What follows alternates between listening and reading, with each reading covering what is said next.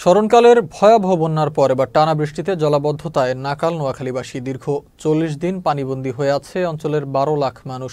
স্থবির হয়ে পড়েছে জনজীবন। জলাবদ্ধতার জন্য খাল দখল, নালা নর্দমা পরিষ্কার না করা সহ বেড়িবাঁধকে দায়ী করছেন এলাকাবাসী। জলাবদ্ধতা নিরসনে প্রশাসনের কার্যকর পদক্ষেপ চান তারা।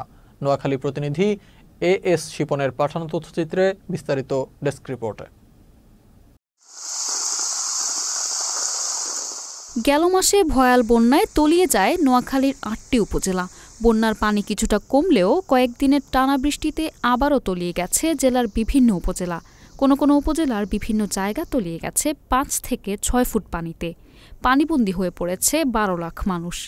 শহরের বিভিন্ন এলাকা থেকে পানি কিছুটা কমে আসলেও প্রান্তিক গ্রামগুলোর বাড়ি, উঠান, রাস্তা এখনও পানির নিচে। এতে জনজীবনে নেমে এসেছে স্থবিরতা।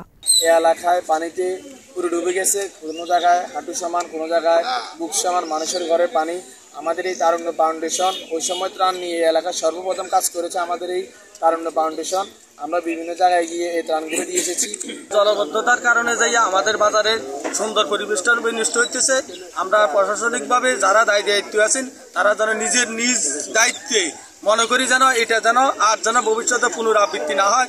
দুই খালের ব্রিজের দোনো পাশে আজকে দেখতে কি একটা সুন্দর লাগছে, এই সুন্দর যেন চলমান থাকে। এলাকাবাসীর অভিযোগ, প্রভাবশালী মহলের খাল দখল, সংশ্লিষ্ট কর্তৃপক্ষ সময়মতো নালা নর্দমা পরিষ্কার না করা সহ বেড়িবাঁধের কারণে জলাবদ্ধতা সৃষ্টি হচ্ছে। কিন্তু একদিনে হয়নি, এটা ন্যূনতম আপনার বছরের পর বছর রক্ষণাবেক্ষণের অভাবে ঠিক সেম অবস্থাটা হয়েছে।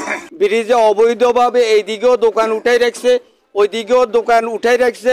পানি নিষ্কাশনের কোনো সুব্যবস্থা নাই।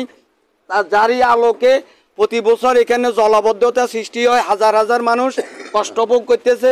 এই জলাবদ্ধতার মূল যে সৃষ্টিটা এটি হচ্ছে আমাদের এই খালের যে বাঁধগুলো, যে ময়লাগুলো ফেলে দিয়েছে, এই ময়লাগুলোর কারণে। জলাবদ্ধতার জন্য জনগণের দায়ও কম নয় বলে জানান এ জনপ্রতিনিধি। খালের ভিতরে ময়লা, আবর্জনা, অবৈধ দোকান, পাট পাশে উঠাই রাখছে। আমরা এটা নিয়েও বসছি, বসার পর ওনারা আমাদেরকে বাজার কমিটি এবং ব্যবসায়ী সমিতি বলছে আমাদেরকে খাল উদ্ধার করে দিবে, কিন্তু দীর্ঘদিন বলার পরেও এটা হয় নাই। জলাবদ্ধতা নিরসনে ইতিপূর্বে বিভিন্ন পদক্ষেপ কোনো কাজে আসেনি বলে জানান জেলা প্রশাসক। আপাতত ক্ষতিগ্রস্তদের সহায়তায় এখন মুখ্য বলে জানান তিনি। আমরা ছোট ছোট ড্রেন করে দিচ্ছি, পানিগুলো দ্রুত সরে যায়।